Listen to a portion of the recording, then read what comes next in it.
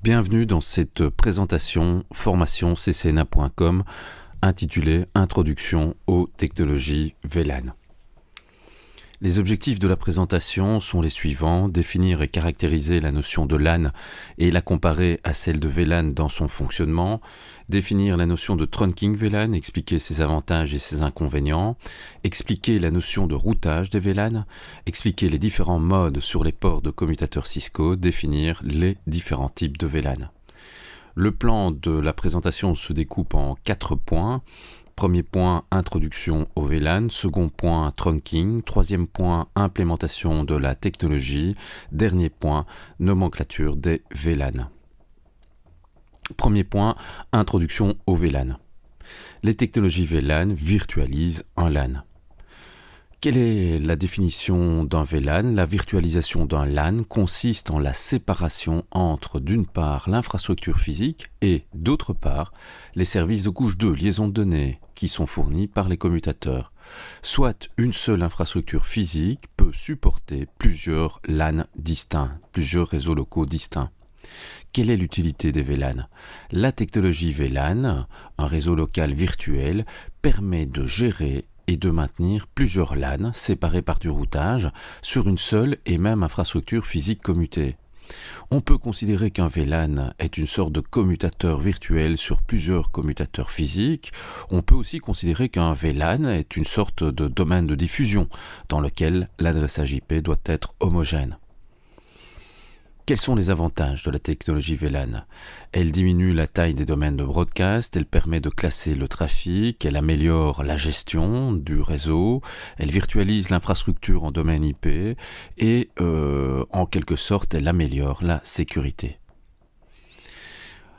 Quelle est la définition d'un LAN? Au sein d'un LAN, défini comme une infrastructure commutée, soit un réseau composé de commutateurs, comme ce que vous voyez sur le schéma, toutes les interfaces hôtes disposent d'une adresse unique. Une adresse physique MAC du protocole IEEE 802. Un commutateur tient des tables de correspondance entre ces ports et les adresses des hôtes afin de transférer rapidement le trafic. Ça, c'est la définition formelle d'un commutateur et donc d'un réseau local. Fonctionnement d'un réseau local. Sur ces réseaux, on connaît du trafic unicast à destination d'un seul hôte, du trafic de broadcast, de diffusion à destination de tous les hôtes du réseau et du trafic multicast à destination de certains. Un commutateur transfère le trafic de diffusion de multicast à travers tous ses ports, sauf celui d'origine, alors qu'un routeur, lui, filtre le trafic de diffusion en ne le transférant pas. Un LAN virtuel. Eh bien, un VLAN est un LAN logique fonctionnant sur une infrastructure LAN physique commutée. Une infrastructure physique commune peut supporter plusieurs VLAN. Chaque VLAN virtuel fonctionnera comme n'importe quel LAN distinct. Par exemple, ici, nous voyons que les hôtes A, B, C et D appartiennent au VLAN 66, les connexions en bleu. Les hôtes E, F, G et H appartiennent au VLAN 33. Concrètement, les ports du commutateur prennent un identifiant VLAN. Cet identifiant logique définit l'étendue du domaine de diffusion. Le trafic de diffusion ne sera transféré que sur les ports ayant le même identifiant. Autrement dit, par exemple, le trafic de diffusion venant d'un port appartenant au VLAN 66, comme par exemple du trafic venant de la station A, ne sera transféré que sur des ports qui appartiennent au même VLAN, au même identifiant VLAN. La séparation fonctionnelle entre deux ports ayant des identifiants VLAN différents correspond à une séparation physique. En quelque sorte, la technologie VLAN permet de diviser logiquement les ports du commutateur, soit l'infrastructure physique elle-même. Voici une nouvelle définition plus précise des VLAN. La virtualisation d'un LAN consiste en la séparation de l'infrastructure physique et des services de transfert rapide fournis par les commutateurs. L'objectif fondamental d'un VLAN est de rendre la fonction d'un LAN, telle que décrit plus haut, indépendante de l'infrastructure physique. Cette technologie s'intègre pleinement dans les marchés des environnements virtualisés, des déploiements de réseaux sans fil, de la voix sur IP, des passerelles Internet d'entreprises et familiales. Cette fonctionnalité peut être étendue sur des ports de commutateurs distants à travers toute l'infrastructure. Dans ce cas, les commutateurs devront transporter entre eux du trafic appartenant à plusieurs VLAN sur une ou plusieurs liaisons spécifiques. Trunking. Les ports d'une liaison qui agrège du trafic de plusieurs VLAN s'appellent trunk chez le constructeur Cisco Systems et liaison d'agrégation chez d'autres. Sur ce type de liaison, le commutateur ajoute des champs supplémentaires dans ou autour de la trame, selon le protocole utilisé. Ils servent notamment à distinguer le trafic de VLAN différents, car ils contiennent entre autres le numéro d'identification du VLAN. Deux protocoles de trunk ou de liaison d'agrégation VLAN peuvent être rencontrés. Ils agissent au niveau de la couche 2, liaison de données. Ils opèrent sous les couches TCP/IP. D'une part, on trouvera InterSwitch Link, ISL, protocole propriétaire Cisco, qui encapsule la trame d'origine avec un en-tête spécifique qui contient entre autres le numéro de VLAN et un nouveau champ de contrôle de séquence de trame, un champ FCS. Il est indépendant de la technologie sous-jacente. Il est de moins en moins rencontré au profit de IEEE 802.1Q.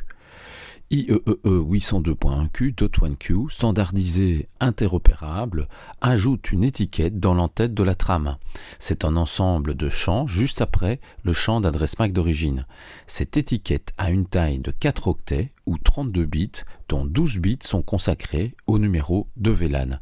Le standard supporte les technologies IEEE 802.3 comme Ethernet, 802.11 comme Wi-Fi, 802.5 comme Token Ring, etc. en tant que protocole de pontage, soit protocole de bridging formalisé IEEE 802.1. Vu que la trame sera modifiée, dans tous les cas, le commutateur recalculera la valeur d'un champ CRC-FCS qui est un champ de contrôle de fin de trame. Voici l'endroit où l'étiquette est ajoutée et on trouvera dans cette étiquette de 32 bits 12 bits qui identifient le numéro de VLAN.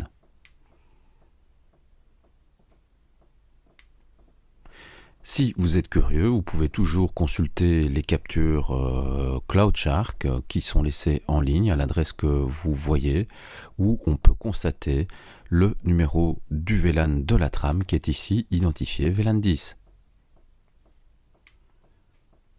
Encapsulation. Quand est-ce que cette encapsulation intervient-elle?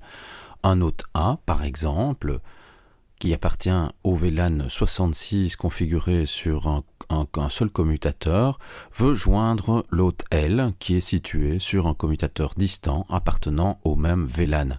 Les commutateurs sont interconnectés par une liaison d'agrégation ou trunk. La trame sera étiquetée seulement si elle quitte le commutateur local, sur un port qui connecte une liaison d'agrégation. Lors de la livraison locale de la trame à la station destinataire, elle sort du port du commutateur, mais cette fois-ci sans étiquette. Multicast diffusion. Le trafic de diffusion, de broadcast, comme celui de multicast, sera porté à la destination de tous les ports ayant le même identifiant VLAN à travers des ports de liaison d'agrégation, à travers des ports de trunking. Les autres connectés à un port d'un identifiant VLAN différent ne seront pas affectés par ce trafic. En ce sens, la taille des domaines de diffusion peut être contrôlée sur une infrastructure commutée à des fins de performance, d'administration du trafic, des machines et des utilisateurs. Domaine IP. Comme dans tout LAN, le réseau IP est homogène et correspond à un adressage marqué par un préfixe et un masque de réseau. Au sein d'un LAN, toutes les interfaces qui participent à IP partagent le même adressage. Un routeur constitue la limite d'un VLAN, comme celle d'un réseau local d'un LAN. En conséquence, pour que des VLAN communiquent ensemble, en tant que réseaux logiques différents, une fonction de routage est nécessaire. On parle dans la littérature de routage inter-VLAN. Cette fonction peut être remplie par des plateformes d'entreprise comme les routeurs d'accès, des routeurs Linux BSD ou des commutateurs. LAN disposant d'un logiciel de routage comme des commutateurs de niveau 3, de couche 3, L3, Level 3. Les routeurs sont capables de transférer du trafic de VLAN différents à partir d'un seul port physique reconnu comme port d'agrégation VLAN. Routage inter-VLAN. Dans cet exemple, une seule interface du routeur est en fait nécessaire. Elle sera configurée en mode trunk, en créant pour chaque VLAN une sous-interface logique différente. Évidemment, l'interface physique ne prend pas d'adresse IP dans ce cas.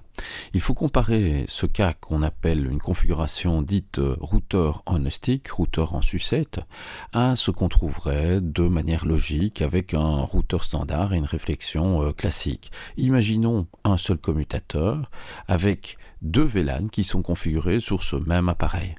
Eh bien, pour activer l'interconnexion de réseaux de LAN, de VLAN distincts, il faudrait réserver sur chaque port du commutateur un port dans un port spécifique appartenant à un VLAN spécifique et l'adresser de manière correcte en IPv4 par exemple comme ici. Dans l'exemple d'un trunk monté sur une seule interface d'un routeur, eh bien on crée des sous-interfaces logiques sur une seule interface physique. On imagine dans ce cadre qu'il faille que cette connexion soit dimensionnée correctement pour transporter les informations de plusieurs. Point 3. Implémentation de la technologie. On trouvera différents types d'implémentation, à savoir d'une part les VLAN statiques et d'autre part les VLAN dynamiques. Les VLAN statiques ou dits port-based ou encore port-centric, un port de commutateur appartient statiquement à un VLAN. Ce type de configuration nécessite une configuration manuelle de chaque port. C'est l'implémentation la plus courante. Les VLAN dynamiques, où l'attribution d'un VLAN est effectuée dynamiquement sur base d'une adresse physique, comme une adresse MAC, une adresse logique, comme une adresse IP, ou sur base de crédits quelconques, tels que un service fourni par 802.ex, ce type d'implémentation est certainement la plus coûteuse. Sur un commutateur Cisco, on distinguera les ports dits access des ports dits trunk. Ce n'est pas le cas chez les autres constructeurs. Un port access est un port qui ne transportera des informations que d'un seul VLAN. A priori, ce type de port connectera une station de travail. Un port access n'ajoute pas d'étiquette au trafic puisqu'il est destiné à une station de travail. Un port trunk chez Cisco est un port qui transportera les informations de tous les VLAN. On y connectera un autre commutateur, un routeur ou même la carte réseau 802.1q d'un serveur. Un port trunk ajoute des étiquettes au trafic puisqu'il est destiné à un autre commutateur. Autrement dit, un port access n'est pas un port trunk et inversement. Sur les commutateurs Cisco, le statut des ports est négocié par défaut par le protocole Dynamic Trunking Protocol DTP, propriétaire Cisco. On peut bien sûr désactiver ce comportement. Point 4. Nomenclature des VLAN. Le VLAN 1. Le VLAN 1 est un VLAN spécial. Il est le VLAN par défaut de tous les ports, y compris l'interface de gestion, SVI, Switched Virtual Interface. En plus, une série de protocoles de couche 2 comme CDP, comme VTP, PHGP et DTP doivent impérativement transiter à travers ce VLAN spécifique. Au moins pour ces deux raisons, le VLAN 1 ne peut jamais être supprimé. Il existe d'office. On trouvera 4 types de VLAN. Un VLAN par défaut, des VLAN utilisateurs, un VLAN de gestion et un VLAN natif. Le VLAN par défaut. Par défaut, le VLAN 1 est celui qui est assigné à tous les ports d'un commutateur tant qu'ils n'ont pas été configurés autrement. Cela signifie que tous les autres types de VLAN, utilisateurs, gestion et natifs, sont membres du VLAN 1.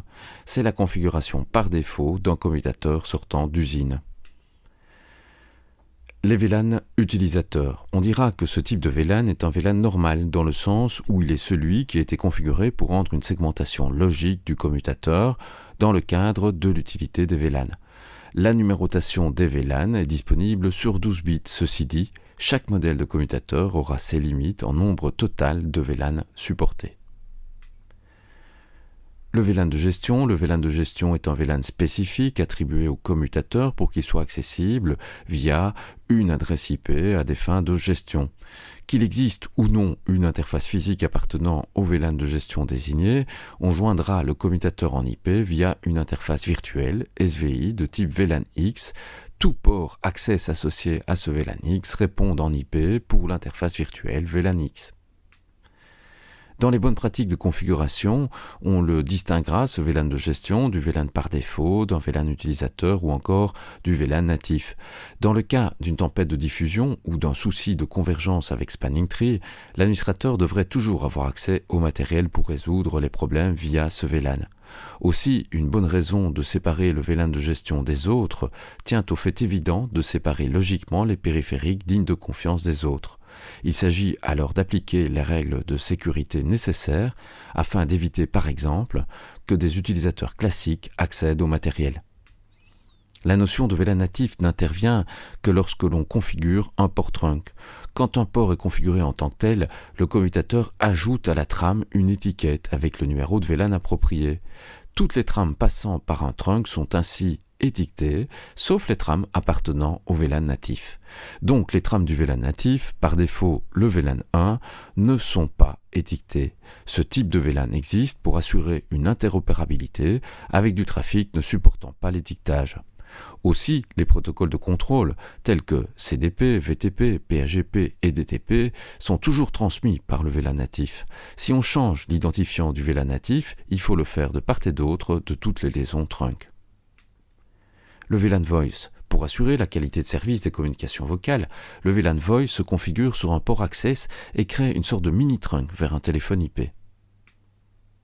Quels sont les avantages des VLAN? La flexibilité, l'indépendance par rapport à la couche physique, des facilités de gestion, des raisons de performance, des raisons de sécurité, de coût également. Par contre, en termes d'inconvénients, il faudra se doter de l'infrastructure et du matériel adéquat, ainsi que des compétences nécessaires pour déployer la technologie. Merci pour votre attention.